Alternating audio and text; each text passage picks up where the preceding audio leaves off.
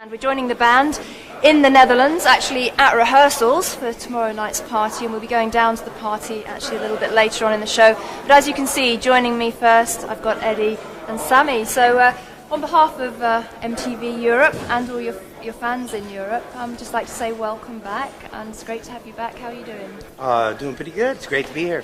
It's nice to see you. And how have the rehearsals gone today?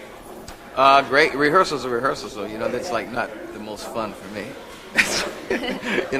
I'd rather play to an audience. I'd rather rehearse in front of an audience, actually. Yes, yeah. Of course. Actually, we can't wait to get out of here because today's kind of special for me. It's my birthday. Oh, happy birthday to Eddie. And I was born here in Amsterdam, so it's, Of course, that is a bit special. hell of a reason to celebrate. And guys, you have been a little bit low profile in Europe in recent years due to the huge success that you've had in the States. Now, we're wondering, are you making a conscious effort to kind of focus on Europe for the new album? Well, for one, the reason we weren't here for a long time had nothing to do with our success in the States. There's a lot of contractual reasons and, member changes in the band and things like that. But we came here 2 years ago touring after the live record. Yes. And we made a promise that after every record we're going to come back to Europe. And here we are.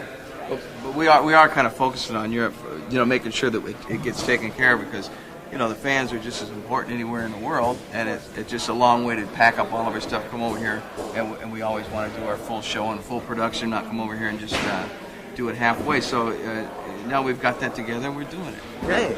And when you came back to Europe last time, a couple of years back, those were very successful shows for you, weren't they? Did you feel that you were able to get a lot more in touch with the fans in Europe? Definitely, yeah. I mean, I really feel that if you make a record and the fans buy it, you got to play it live for it, to make it complete. Yeah. And as you said, of course, Amsterdam being home territory for you, and of course there's a song on the new album called Amsterdam, The Joys of Amsterdam. So we're going to talk about that a little bit later on. We've got some viewers' questions coming up tonight. Lots of people have sent in things they'd like me to ask you. And this one comes from Kim Madsen in Denmark. And she would like to know what is the significance of the new album title, because bearing in mind that previous album titles have had like a slightly humorous slant to them, was there any significance in calling this one Balance? Well, it can mean a lot of things. I mean, I think if you ask Alex, Mike, Sammy, or me, probably get a different answer from each one of us. To me, it was basically the balance of us four different individuals in the band that it takes to come together and make the music we do. And it just seemed to really fit the batch of music that we wrote this time out. Yes, definitely. And to me, I think it's a perfect title for the cover. And it really doesn't have anything, and it doesn't have much to do. Yeah, see, we had this cover, we didn't know what to call it. So. But it is, I think the cover's like a piece of art, and the title is like perfect for that. And for the album itself, I don't think there is a perfect title, so therefore almost any title will do, but this one is appropriate. But there's so much music on there, I would say that... Very diverse. Yes, it's so diverse, and maybe you could say it's balanced musically, but I'd rather just leave that up to the listener, to the people that buy the album, because they can decide what they want about the title and the cover and what it all means, because it just all comes out of our heads, and we really don't know sometimes what it means. A new title, bottom line, really is just to let our fans know we got a new record out. That's right. Right. No, I just wondered if it was perhaps to say... It's not a concept record, no. No, but to say things that were perhaps a little bit more serious and dealing with more realistic issues and not just the complete fun party. I think Van Halen's always dealt with serious issues. We basically reflect what's going on around us, So, there's a lot of fun songs and some serious stuff too, Like I said, we just reflect. Good.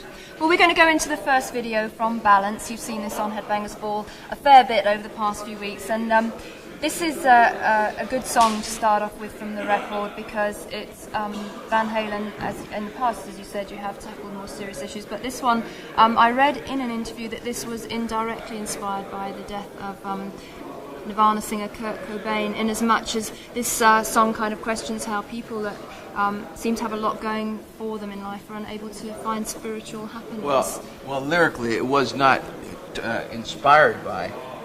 It just when Kurt Cobain shot himself. I mean, it's like I thought this song was being written about destiny, and when he did that, I thought it definitely applies to him what he did. It does, exactly. yes. It applies. It wasn't exactly about that. And just lyrically, it just applies. It's about destiny, and whether or not it's predestined or whether or not it's in your own hands. And Kurt kind of proved to me that it's in your own hands. Yeah. You can do anything you want, and if you want to choose that, that's your business, I guess.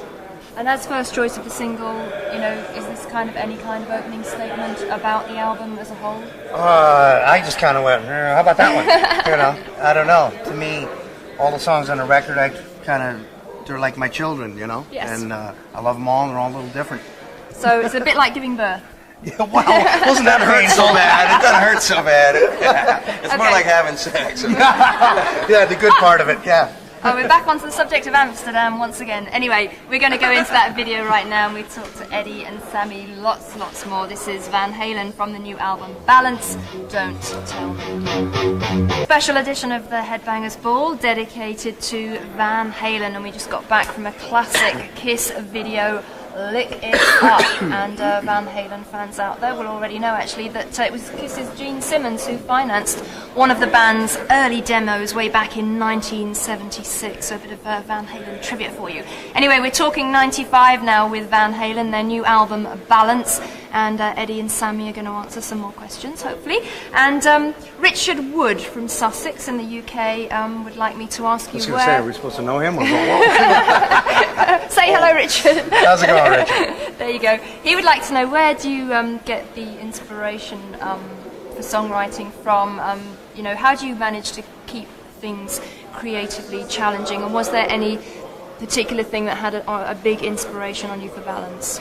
Well, for one, we're not really isolated as human beings. You know, we do a lot of different things. You know, we don't just lock ourselves up in hotel rooms after a gig or this and that. So, really, life inspires me. You know, and these guys. You know, Hey, just playing with lyrically, these guys. honestly, you know, I write lyrics every day of my life practically, but I never have used an old lyric for a Van Halen track. It's like every time I write lyrics for a song, it's like I hear the music, and I hear what Eddie's playing, and it speaks its own language, and that's where the inspiration comes from, you know. And I wish I could say all the world travels and all the great experiences or bad experiences I've had in my life, but they come through. But the music is what honestly inspires the lyrics, and it's like it's really incredible. It's like it makes like the job real easy. I say, hey Eddie, play something. Well, I mean, because the music always comes first. Right. You know, so. Yes, because different bands do things Yeah. different ways, but you found a formula that you can work to. Right. Yeah. I mean, on this album, there seems to be a lot more emotional peaks and troughs in the songs, and I was wondering if it's a reflection of kind of personal events, Well, you know, in the lives of the band members. I guess. I mean, something pretty heavy did happen to us a little over a year ago. Our dear friend, and he happened to be our manager, passed away from cancer, and we were all a bit in shock, you know, for a while after that.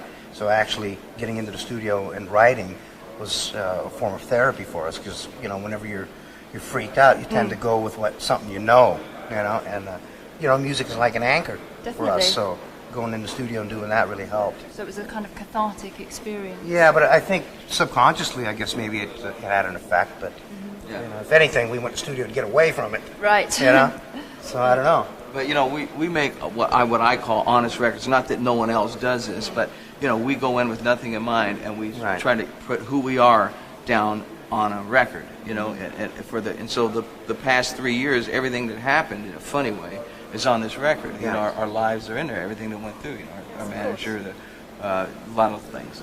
You know, we don't have to go through all the personal things, but you know, things happen, and those things are all on this record because that's all we can do is we just reflect on who and what we are. This album is the most up to date I think Van Halen's ever been in a funny way for who and what we are, because like I said, everything was fresh, and we did it fast Yes. for Yeah. once. First time we've ever done it really fast. You know, we had a producer that was a coach. Yes, because you worked with Bruce Fairbairn Yeah, for well, the first he time. wouldn't let us loaf for a minute. I mean, this guy, he was very Heavy work ethic. Yeah. Well, it's also he was very organized. Every day we'd walk in and say, "Today we're doing this." Whereas if you left Sammy, Al, Mike, and I alone, Right. we'd be going, "No, I want to do this. No, I want to do that." You know, and he was very organized and got us to do, you know, Right. whatever he wanted us to do that Kept day. you disciplined. Yeah, I mean, 4 months, you know, Fair. for a record was quick for us to write and record. Excellent. Okay, well, we'll talk to the guys some more. We've got some more music on the way for you right now, and I think you're going to enjoy our next video. Coming up, we've got the new one from Aerosmith, and this is the second of 2 new songs that they wrote for the Big One's Greatest Hits album. We're going to have a look at Aerosmith, Walk on Water, and then we'll be back to talk to Eddie and Sammy some more right after these next videos. Now we're coming to you from the Netherlands. This is our Van Halen special. It's great to have the guys back in '95. Nice one, Eddie. We've got Eddie and Sammy here talking about the new album, Balance, and more viewers' questions on the way.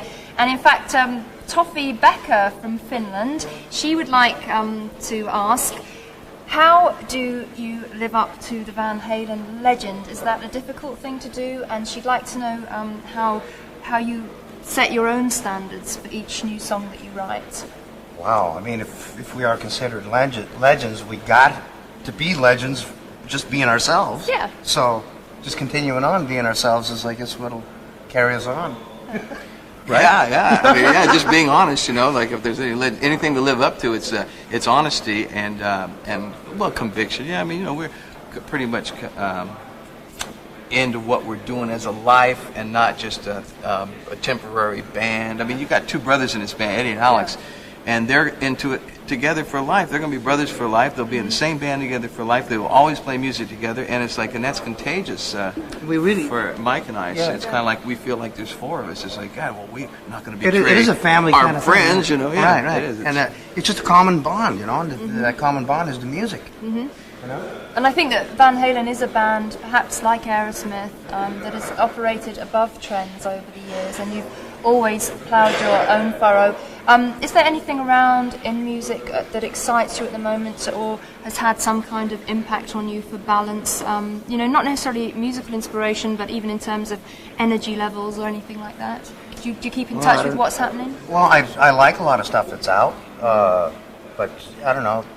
Ever since, God, way back when I first started playing, like when Cream first came out, that was an impact on me, you know.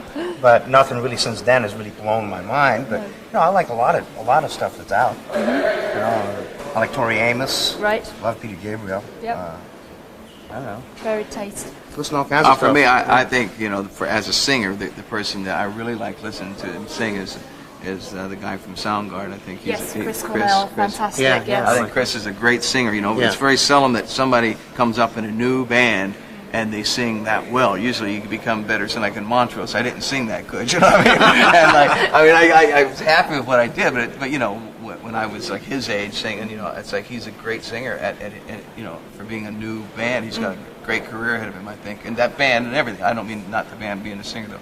And I really love the Cranberries records. Both records. I think they are one of the best songwriting bands, and she's such a great singer. That stuff is just good to listen to. I really like listening to. There's a lot of feeling in that, and I think that the same can be said of the songs on Balance. I certainly think that you certainly conjure up a lot of moods and emotions in the songs. Well, thank you. Yes, definitely. It's the idea of it. So, you know, the album is only just out in Europe. Do you think there's anything about it that's going to surprise people? What do you think people are going to come back to you and say about the new record, the thing that surprised them? Well, it's pretty hard to predict the future. I mean, I have no idea. Like I said earlier, to me, each song is like, I mean, I don't know if they're going to have favorite songs or which ones they'll be. You know, there's such a diverse section of tunes on this record. Because I think it shows a lot of different sides to the band. Yeah. Yeah, hopefully on this we'll be able to make 4 or 5 videos and have 4 or 5 different singles. And 4 or 5 different versions of each video to explain each tune, you know. But I mean, 4 or 5 different types of songs. So we've really got deep into our songwriting on this record. And I think if we can have the length of this record, if I could see the future, I'd say people will see what Van Halen can really do instead of just being one-dimensional. Usually a group like Van Halen is thought of as just, you know, this certain kind of a band, and we'll make a certain kind of a song and a certain kind of a video. Well, I hope that we can break all molds and show all other bands and all other musicians that you can play any kind of music. It's like sex. You don't only do it one way. It gets boring. And we can play music any way we want in a lot of different ways. And I think hopefully we can display all that on this record in the long run. Good. Well, I'm in 100% agreement with that philosophy, both on sex and music. And you know, I wish more people. I think people should definitely be a lot more open-minded, not try and categorize things and try and put people in categories. In my book, music is either good or bad, and it's up to the individual to decide. Well, actually, it's more, do you like it or not? No, not good or bad. I don't think it is bad music. So you like it or not? Okay. Well, we're going to talk to the guys some more. We got a very short commercial break on the way right now, And after that, we've got more Van Halen back catalogue videos, and we'll be talking to the guys some more about the new album Balance. So stay tuned as the Headbangers Ball Van Halen special continues. We'll see you after the break. Hi there and welcome back to the Headbangers Ball. We're coming to you from Arnhem in the Netherlands, and we have at long last caught up with Van Halen, and we're talking to the guys about the new album Balance. And Eddie and Sammy are still here with me at the Luxor Club, which is the scene of tomorrow night's party, and of course we're going to be bringing you some party festivities a little bit later on. But once again, going back to the record, we have already said that there are a lot of emotions on there, and you've given us some of the reasons for that. Now, Eddie, this is really a question for you about kind of piano versus guitar. Do you find that you can express yourself differently on the piano as opposed to the guitar, and how do you decide which works best for each song? Well, I mean, basically the piano stuff, I just sit down and that's what I end up writing, So you write on the piano? Yeah. Right. Actually, in the past, I've written a couple things on piano that I ended up playing on guitar. So there's really no set thing. God, I don't know. I just do it. You just have a feel for what's what. But both, I love playing both instruments. It's a great way to express yourself. Excellent. And did you play any guitar on the album, Sammy, or are you going to be No, playing? I never play on the albums. It's like I like to play guitar, and I still write on guitar and goof off with it. But only thing I use guitar for is just trying to work out melodies to see if I can hit the notes instead of making a fool of myself. These guys, I go home at night and pull my guitar out, and I decide what I want to sing on a song. I'm going, bing, bing, bing. No. But I still play a little bit. But with Eddie on the albums, it's really crazy because he writes the music part of it there, and for me to learn what he's doing on guitar. And then try to figure out what I'm going to sing and write lyrics to it. Be like, hey man, I'm working 3 times as hard as everybody. I couldn't play and sing what he plays, and it's like that's my biggest gripe here is I could not play the things Eddie's playing on guitar and sing. So Eddie just plays all the guitar parts, and it's quite right the way it should be, and I play live when it's necessary. Of course. I mean, it's like if I write the stuff, why should he? It's me expressing myself on it. Why should he learn it? You know what I mean? It wouldn't work. Okay. I mean, on the album, of course, you guys are all exceptional players. On the album, I have a suspicion that you might have each had a little part where you kind of did your own thing and had a bit of fun on particular little things like the unpronounceable instrumental. It's called Baluchitherium. Can you say that again? Baluchitherium. So tell us a little bit about, was everybody allowed a little kind of part where they were really allowed to let loose? Believe it or not, that wasn't really intended to be an instrumental. Just the vocals really didn't add anything to the overall vibe of the song, so we left it off. Right. Yeah. Quite simple. It was the last song that I was getting around to lyrically, and I was having, I had such a hard time with Take Me Back Deja Vu because I wrote 3 different whole lyrics for that thing, so it was like 3 extra songs, and I had a part for it and this and that, and actually the chorus, one of the little parts that I was singing, he's playing on guitar, but it's so heavy by itself. Yeah. It's like I couldn't believe that I was even going to sing to it. Now that I hear it back, I'm going, man, what was I going to sing to that? Just a bunch of grunts and groans or something. It's really one of the heaviest sounding tracks there is. It would have been fun to sing, but it's a good instrumental. I'm singing enough on this record. At the same time, though, just about all Van Halen songs hold up musically on their own, and this is actually proof of it, because with even without the singing, and it wasn't intended to be an instrumental song, not like doing a bunch of crazy guitar stuff, just playing a kind of melodic little thing, But overall, would you say that on this album that your guitar is a little bit more subtle, and that the songs are a lot more rounded in that respect? I guess, but it is a guitar record. Yes, I mean what that, I mean? but you're not kind of like going mad all over the place. It's a little bit reserved. I tried to do. I don't think reserved. Well, subtle, I just didn't play where I wasn't supposed to. But that's always You know what I mean? always a temptation. I don't. To me, it isn't really any different than what we've done in the past. I don't know why it appears to be different. I don't know. I think just the vibe of each song probably has either a heavier or different feeling. Yeah. But Yes. I mean, it's just as many solos and just as much silliness as before. Yes. Yes. Yes, well, actually, the silliness is something that I want to talk about, the Van Halen sense of humour, because there definitely is one. And we'll talk about that a little bit later on, but right now we're going into the brand new video. That happens when the camera's off. We're going into the brand new video from Pantera, and this is from the soundtrack to the upcoming horror movie, Tales from the Crypt presents Demon Knight, and this is a new video for Pantera's classic 1990 track, Cemetery Gates. Enjoy. And I'm talking to Eddie and Sammy about the new album Balance, and in fact we just got back from a classic Bon Jovi video, Never Say Goodbye, and of course Van Halen are going to be supporting Bon Jovi in stadiums right across Europe across the summer, and many viewers have written in to ask, why are you supporting Bon Jovi? I think a lot of people feel and believe that Van Halen could have headlined big concerts of their own. To tell you the truth, it was very simple. John's a good friend of ours, and he called us and asked if we'd play with him. We said, sure, what the hell? Be a lot of fun. Yeah, we get to, it's like we get to do whatever we're going to do. It's like whether it was with Bon Jovi or whether there's 20 other acts on the show, we get to play, an hour and 45 minutes. We're going to go out there, we're going to play a Van Halen set. We're going to do whatever we want to do, and it's not like we're restricted to, you can only play 35 minutes. Right. It's just a real festival. It's a big rock show, and it really doesn't matter, to me, who plays before us or after us or whatever. When we're on stage, it's us. Right. So and you're going to be doing a full show. Oh yeah. No compromising. No. Yeah. We can't. We don't know how. Good. Well, and it's really cool for Bon Jovi to be that open-minded as well, because it's just like what you said. We probably scare a lot of people to death. But it's really for the fans, to give them a great show. Exactly. Well, it's no a rivalry. Fantastic lineup, so I don't think people should be complaining. Right. No contest here. No rivalry. This is just a great rock and roll concert. Good. Well, that's great. I think it's going to be fantastic. Yeah, I'm looking forward to seeing that.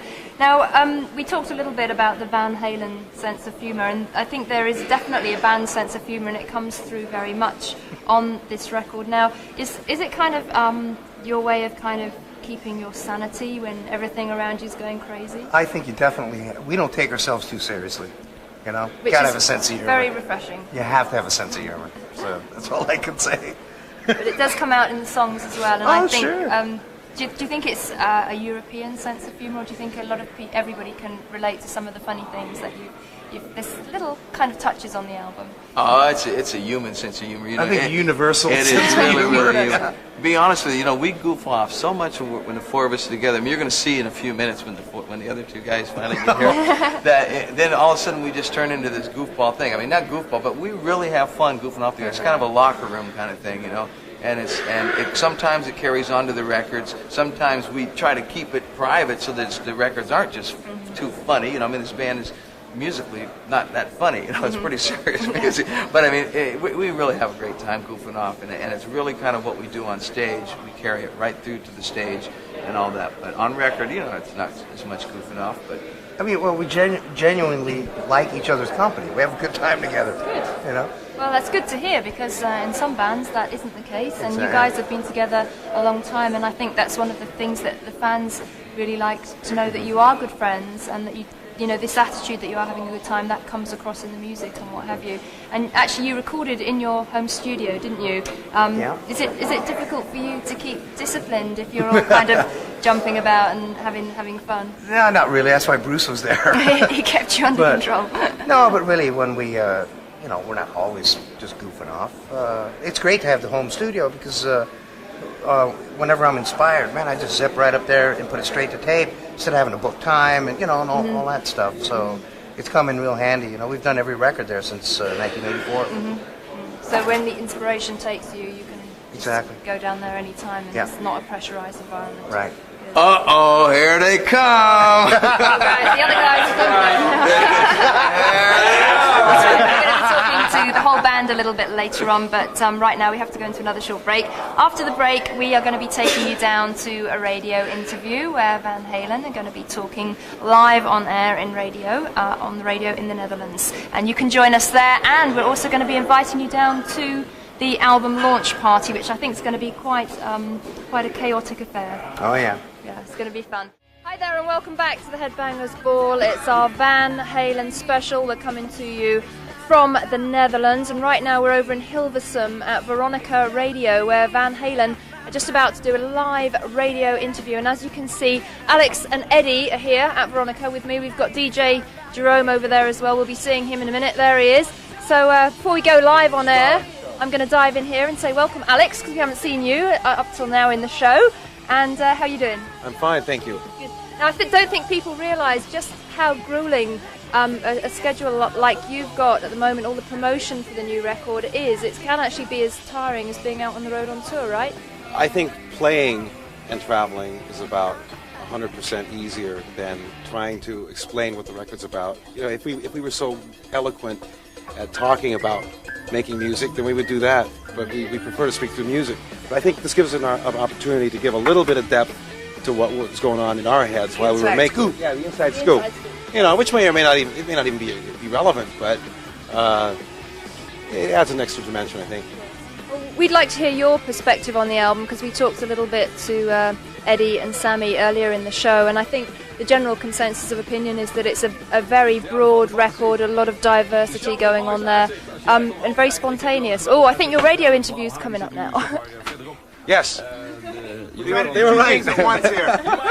Okay. Is it okay if I interrupt Yes, for a second? carry on. There's Jerome. Oké, thank you very much. Ik zei het al, MTV is ook in de studio om even te filmen. En, I was talking about your hair. I hope you're saying very nice things. Well, Vanessa. That's Vanessa from Headbanger's Ball. That was Snoopy. You recognize this? Of course I do. Ze hebben het even over het muziekje. Alex luistert naar alles. Ja, Sesame Street, Sesamstraat. Oh, that too, yeah? And let's talk about I just look at the pictures. You're that kind of guy, right? You betcha. The new album, Balance, you recorded at Eddie's place. Ja. And the vocals you did at Brian Adams. Why is that? Why separated recordings? Omdat Bruce Fairburn, onze producer, die won... Oh, sure, English or English, Dutch? please. Bruce Fairburn, our producer, lives in Vancouver. And when we started the record, we told him that since his family is there, that we do part of the record up there. So he's close to home. Okay. Who's the boy on the sleeve? A model? A model. No family? No. Okay. No Siamese twins in my family. No, well, this looks very weird. You should have a look with the camera voor MTV. En ik zal het even vertellen op de radio. Dit is een hele enge hoes. Er zit een jongetje met 2 bovenkanten. Hij heeft 2 hoofden en een borst. Now, The way it translates. I got a little quiz for you lined up. You feel like doing a quiz?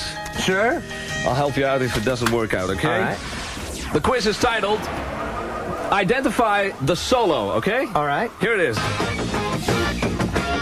Why can't this be love? Yes! Why can't this be love? Very good. Yeah, but who's the band? Ja, I don't know. Never heard of them. Eerste nummer van het nieuwe Van Halen album. Hey, what do you win? Dit is Can't Stop Loving You. All right, so we're going into one of the tracks off the new Van Halen record right now. Jesus. Wow. And we heard you talking in Dutch there, of course. This guy is just blazing. Yeah. But what do you win? Yeah, What's the we just did a quiz. What do I win? I got it We right. can talk about that later, okay? You get a week in naming it. Lots of viewers have been writing in and asking, lots of Dutch viewers asking, obviously, of course, you're from the Netherlands. What are your feelings about your home country? You can live anywhere on the planet, more or less, where you choose.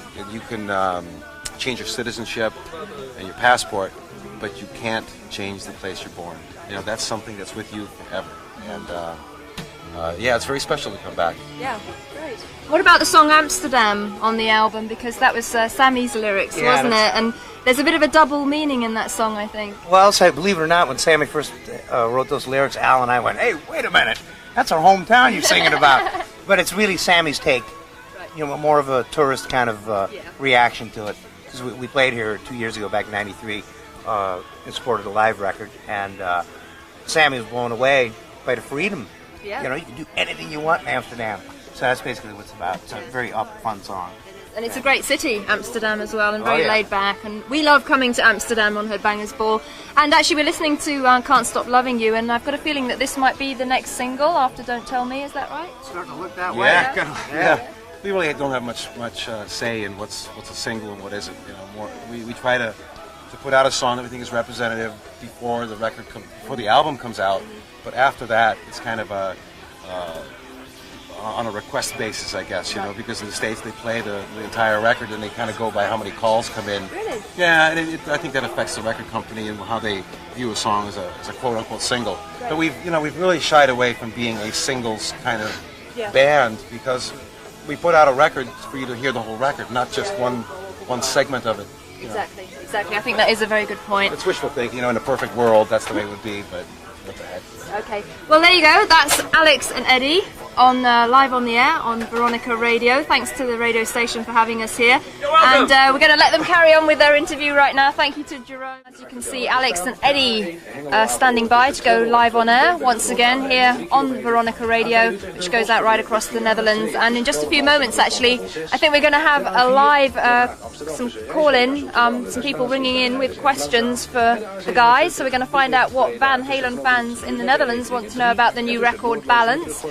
And actually, just before, in the last segment there, I was just going to ask your perspective on the album, because it seems to me, we were talking earlier, it's very, very spontaneous. Did you virtually kind of play live in the studio? Yeah, the same as always. I think the difference was when Bruce Fairbairn was involved, because he's a musician, you tend to play differently, just slightly differently in terms of not overplaying, not underplaying. You have a mutual respect. Not once did he say, you got to do this, you should do this. We would play, listen to the playback, and we kind of looked at each other, and unspoken, we knew how the song should come together. I think Ed spent probably the most time with Bruce in terms of just trying different guitar things. So this record is a guitar record. It really is. It's not until the second or third listening that it kind of permeates your brain, so to speak, and you'll notice it's just the different textures, and it's a real guitar record. Yes. We were talking about that actually yesterday in the interviews earlier in the show, so it's very, very interesting. I mean, for your part, you mentioned working with Bruce Fairbairn and everything, and that was like new blood and coming in and a fresh approach and so on. When you're writing the songs, do you kind of imagine where they're going to be listened to? Do you imagine playing them live? Do you imagine somebody like going out in their car and listening to them on the radio? I mean, do you ever kind of visualize that, or how do you? No, we generally just go by what really gets us jazzed in the studio. And since we play it live in the studio, it's not that different when we're on stage. But obviously, there's no audience in the studio, so it's much more exciting to play live. But no, we generally just if us four in the studio really get excited about it, that's what we go by. I mean, which song on the album has given you the most satisfaction as a songwriter? Can you pinpoint one song? See, that's really tough because they're all so different. I've always kind of said that each of our records and each of our songs is like our kids. They're all a little different, and I love them all. That's a good way of summing it up. So I think we're going to have some questions. We're going to have some callers coming in, Jerome. Yeah, within 2 minutes and 20 seconds. 2 minutes and 20 seconds, all right. Well, we're counting down to that, so we're going to have some callers in just a few moments. Aan de telefoon heb ik op dit moment in tijd en dimensie. Johan Blom. Sorry? Johan Blom. Johan, kun je in het Engels praten? Want this has been recorded for MTV as well. He's going to ask the question in English. Thank you very much. Okay, go ahead, John. I want to ask Eddie, are you going to use your drilling machine tonight when you're playing Pound Cake? The drill? Yeah. Well, if we play Pound Cake, yes. If we don't play Pound Cake, then no. Another question, may I ask? Well, okay. Sure. All right. And did you see my postcard by Jerome van Inkel? It's by 70 by 50. It's got PH on the front with Pound Cake. Did you or not? I didn't understand the question. No, we haven't received that one, I guess. No, it's a big one. Oh, well. Wait, what are you talking about? A postcard. He sent a postcard, very big. But die hebben we nog niet ontvangen. It's a red color. Nou, Haven't seen it yet. We zullen er voor uitkijken. John, bedankt voor je belletje. Wie is dit? Hallo, met Martijn. Hey Martijn, kun je Engels praten? Can you talk English, Martijn? Okay, my question is, the song text from the song Amsterdam, is it based on your own experience? Sammy Hagar's. Yeah? Yeah. Oh, and not yours? No, I think part of the reason why the song is interesting is because his view of the city is so different. Yeah, you like the bulldog? Well, the bulldog Trying to is put us great. on the spot here. Yeah. Huh? Oh, and one question, how's the relationship with David Lee Roth? Is he okay? I don't know. We haven't seen him for about 10 years, I think. Oh ja. Haven't spoken to him since he left. Zoals je misschien wel weet sorry. zit Sammy Hagar alweer 10 jaar bij Van Halen. Dat is tijd vliegt als je er lol in hebt. Het is weer tijd voor Identify the Solo. Okay, here it is. Yes, this one. Panama. Yes, good. Once again. Oh, we're playing that game. Now, what do I win? We'll talk about that later. What do I win? Probably a t-shirt or something. Or handcuffs or maybe Vanessa. You win, Vanessa. I'll take the handcuffs and Vanessa. Okay, this is a very special track of the song. This is you destroying a piano. Back in 1983, Valerie, my wife, and I rented this famous composer's beach house. His name is Marvin Hamlish. I don't know what possessed me to do this, but I basically took forks and knives and everything but the kitchen sink and kind of destroyed his piano. This is actually a little excerpt from about 6 hours of music, or noise, if whatever you want to call it. Noise probably. That I recorded, and Bruce Fairburn happened to hear it. He thought it was great, and we ended up using a minute of it for an intro for the next song, Not Enough. Right, let's listen to a short It's a teaser. very expensive song. I had to buy him a new piano. Oh my god. Expensive brand? Expensive piano. Steinway & Sons? I think it was a Yamaha. Oh, okay. Baldwin. Yeah. Okay, well, Alex and Eddie from Van Halen are just about winding up their interview here at Veronica Radio, and we just heard a few questions phoned in there by listeners and lots of people interested, and of course the song Amsterdam, and also that very unusual song where you're destroying a piano, Strung Out. So that's another good talking point. But actually we're getting ready to go down to the party tonight where you're going to be performing the new material from Balance live for the first time anywhere. Now, how are you feeling about actually playing the new songs live? Pretty good. I think the interesting thing about tonight is going to be that we haven't played for a month. Right. And we'll basically be kind of jamming and rehearsing as it's being broadcast. Yes. So I think that's one of those things, one of those rock and roll things, you know, instead of trying to be contrived in a totally controlled environment, to just, we'll play, wing it, we'll see what happens. Basically, we're being caught with our pants down. What the hell? It'll be fun. You're going to have a good time doing it. Absolutely. Okay, well, thanks for letting us join you. You know what? Ask me afterwards. Oh, we will. We're going to see you afterwards. So we're going to let the guys get on now, finish their interview, and we are going to take you right down to the Van Halen Netherlands album launch party after the break, and we're going to be talking to the guys some more, and also we're going to be showing you some of this live performance from the new album Balance. You're going to be seeing them playing live for the first time anywhere, so that's very exciting to look forward to. We're going to be seeing all that if you come down to the party with us right after the break. I'll see you there. Welcome back to the Headbangers Ball. It's a special edition dedicated to Van Halen, and it almost seems like this is turning into a documentary of a day in the life of Van Halen. A little earlier there we saw the guys down at the radio station. Now we're joining them just at the end of sound check before tonight's gig, and as you can see, Eddie's joined me again. And Eddie, actually, before we actually go on and talk about your guitars, no, you're interviewed out. You wouldn't believe the amount of talking these guys have had to do over the last few Something days. I don't enjoy doing. No. Well. No, with you it's okay. Oh, thank you, that's very sweet. Now, actually, before we talk about your guitars, a lot of viewers are interested in your techniques and effects you use and so on. I just wanted to actually say that tonight we're playing in a very small, intimate club, and I'm sure it's great for you to get back into this kind of environment with the fans right up in your face kind of thing. This is kind of the connection with the Cabo Wabo club, isn't it? Oh, it's actually very similar, yeah. Yes, 'cause- Actually, our club's bigger. Yeah, no, this is actually a club that you have in, is it South America? It's, what do you call it? Baja, California. The very tip of Baja, California. And So it's actually Mexico, yeah. And you just go down there and jam when Well, that actually started out to be Sammy's brainstorm, because he had a condominium down there, and he goes, hey, guys, let's build a club down there so we can play. And it's been great, because a lot of bands like Alice in Chains, some members of Guns N' Roses and Metallica, they all go down there for vacation and get up and jam at night just for the hell of it, you know? Yeah, it's a lot of fun. You're going to feel very at home here in this Yeah. kind of environment tonight. Uh-huh. Good. Now, tell us a little bit about the guitar, because this is one that you A basic custom. rundown of equipment. The heart and soul of my gear is this guitar and the amp back there, which is a PV 5150 head, and the Music Man guitar, which I guess we've been selling for about 4 or 5 years, something like that.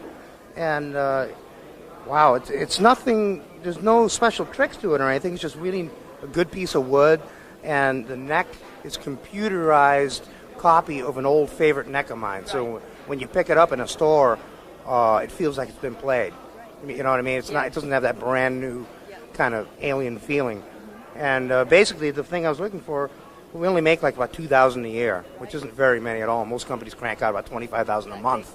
So the quality is really cool. I remember the last tour, I was hanging with the guys from Black Sabbath, Tony Iommi.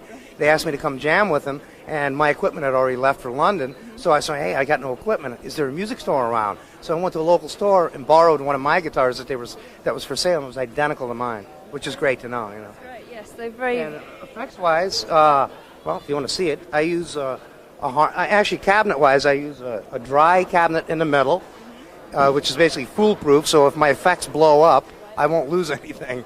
And I got two outside cabinets which have the effects going through them. And it looks like a lot of stuff, but it's actually really simple. I use a harmonizer and an echo for each side, which I have set differently. And the rest is cordless units and backup echo units. A noise gate, because when you turn everything all the way up, you tend to get an unbearable hiss. Right, so you have to... and that's a power amp down there for the effects cabinets. And that's basically, and I use some real goofy old MXR push pedal stuff, which you can't even buy anymore. But actually, I use those more than the rack stuff. You know. So there's guitarists out there amongst you. I hope that made sense to you. It's very interesting. Most of it is right here. It is, of course. I mean, when you did the album, did you spend a lot of time getting guitar sounds in the studio, or is it simple? In the studio, I don't use all this stuff. I just use one cabinet with one head and a guitar, and that's it. And we add the effects later while you mix. Yeah. And how many guitars might you use on a tour or take with you out on tour, like a big tour like the Bon Jovi tour coming up? I'll take probably 4 or 5, but if I'm lucky and it's a good evening, I'll only need one. You know, because really I prefer to play my main guitar. You know, I mean, it's really weird because the guitar starts kind of becoming part of you if it's your main instrument. You know what I mean? And it feels comfortable. Yeah. So if I don't break a string, I play this one all night. You know? Final question: do you practice every day? I haven't played in a month, so it's going to be interesting tonight. But because we've been so busy doing interviews, but obviously when we're on tour, I play every day.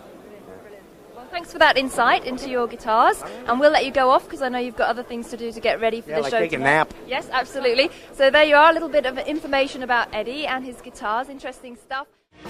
Well, we're back with our Van Halen festivities on Headbangers Ball, and I've got the whole band joining me now at what is the end of a very long day for the guys, because they've been doing interviews all day, as you've been seeing throughout the show, and they've just come off stage from their first concert in a year and a half.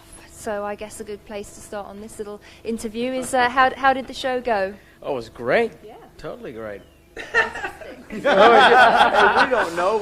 We're the ones that did it. How are we supposed to know? It was a lot of fun. We fun. we played a lot of new stuff and some old stuff, and it's the first time we actually all 4 of us got on stage again in a long time. Yeah. So it was it's exciting. So you felt the chemistry and the adrenaline beginning to flow once again. I was going, who are these guys? Well, it was a fantastic audience as well, because you had a lot of your Dutch fan club in tonight, and it was a great atmosphere, and you all looked as if you were having a killer time. So were you pleased with how the couple of new songs that you played, how they went down? Oh, yeah. I thought the new stuff was great.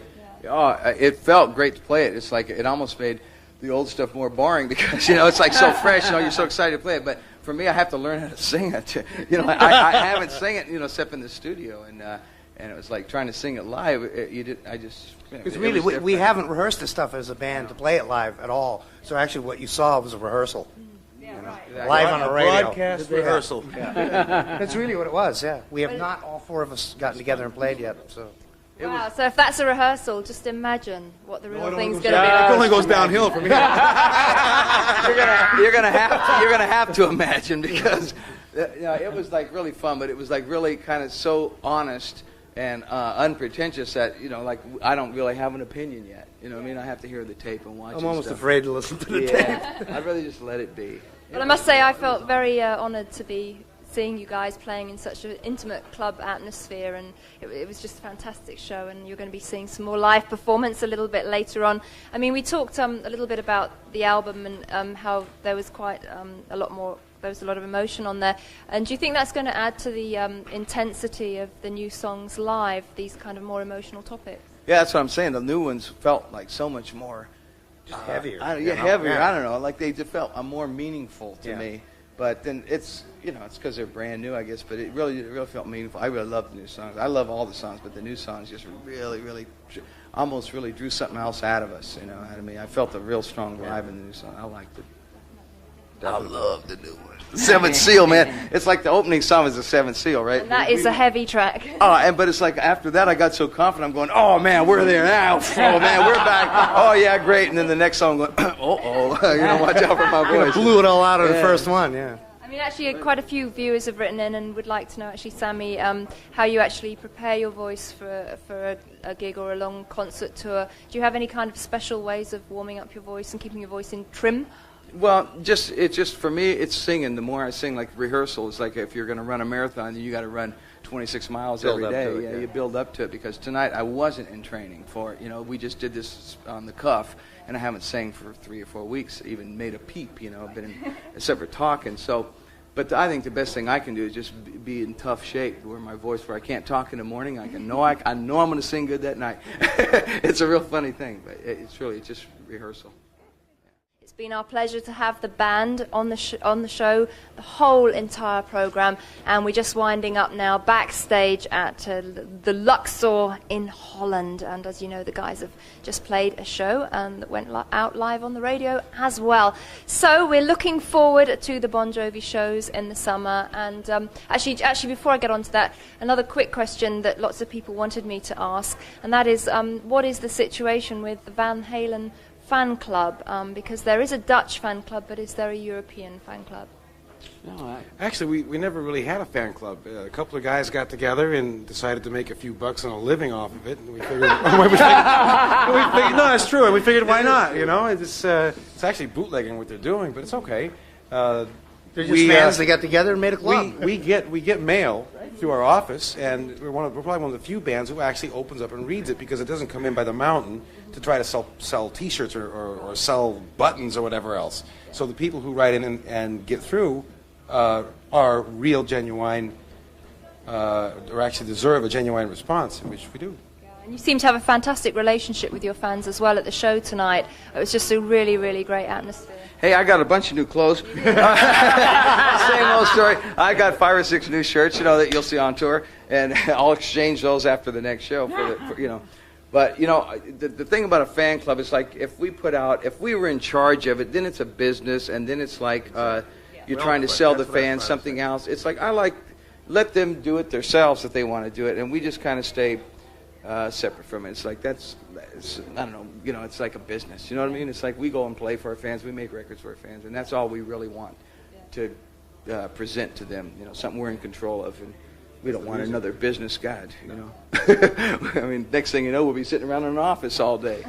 Right. I mean, what factors do you attribute to the longevity of Van Halen? Because I think there's obviously, of course, consistently writing good songs and coming out with good records. But what other factors do you think? Is it the fact that you are all such good friends and that you get along so well and the chemistry's there? Oh, that, and we love doing what we do. That's it. That's it. He's had enough. We gotta take. No mas. No mas. Go home, Mike. Go home before you blow it. No.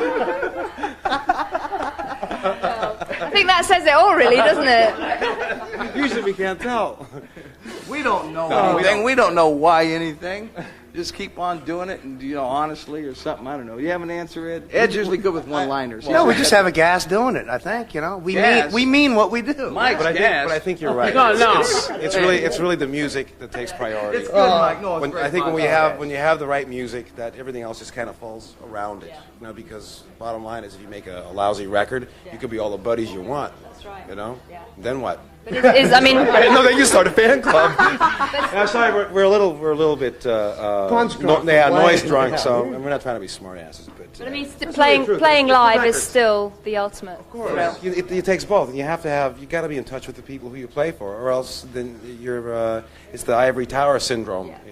If I had a choice, between making records or playing live, for the if that's all you could do, I would definitely pick playing live. I'll second that. You saw us before. Remember, we were beat up at that radio station? Yes. And all of a sudden, you play, you come alive. Yes. And I'm sure that in about 15 minutes, all the adrenaline's going to leave, and bam, we'll be out. For me, 15 minutes ago. So very quickly, let's just tell everybody again, you're going to be playing across Europe this summer. We're going to see you at some festivals. You're going to be doing the Bon Jovi shows. And just reconfirm for us that this is going to be a full Van Halen show. You're going to be able to bring your full production and your full lights and everything. Is actually Bon Jovi's. Right. What we mean is we'll be playing no less than an hour and a half. Right. We demanded to at least have that amount of time to establish a relationship with the audience, But yeah, it's going to be Bon Jovi's production. Yeah. But he rents the lights from the same guy that we do. Well, no, we know that. You slip a few dollars and When we're on stage, it's going to be our show for that hour and a half, hour 45. They may have to drag us off the stage or something stupid like that, but other than that, it's really it's a great show for everybody, and we're going to do what we do. And just to finish off then, absolutely, just to finish off, is there any message that you'd like to give your fans out there in Europe and to keep them going? great to be back. World Great peace to hear, and ecology. And I think we're a little bit overwhelmed by the response that this record has gotten. It's a little bit much. It's almost like the first platinum record, if you will. That feeling. Wow. To have this record come out, and it hasn't sunk in yet. Great. Well, that is a fantastic feeling to have. Yeah, it is. Well, congratulations on the new album, and good luck with everything. And it's been really nice talking to you. And I want to say a big thank you to Van Halen for joining me on Headbangers Ball and inviting us down here to this show. I've had a brilliant time, and we'd like to wish you lots and lots of luck. And we're going to see you again when you come back in the summer with Bon Jovi. Definitely. And what are the plans up till then? Nothing, but after all these years, it still feels great, and that's the most important thing to me right now. But as soon as we get home on the 3rd, we start rehearsal for a month, and then we go on tour in beginning of March. Right, so you've got your work cut out for you. All right, well, lots and lots of luck, and many thanks to all four of you for having us down tonight. And that just about concludes this special edition of Headbangers Ball with Van Halen. I hope you've enjoyed finding out all about the new records, seeing a couple of the new songs being played live. I certainly have. And I guess best way to finish is say it's wham, bam, Amsterdam. It really is. And we'll say good night. We're signing off from Holland.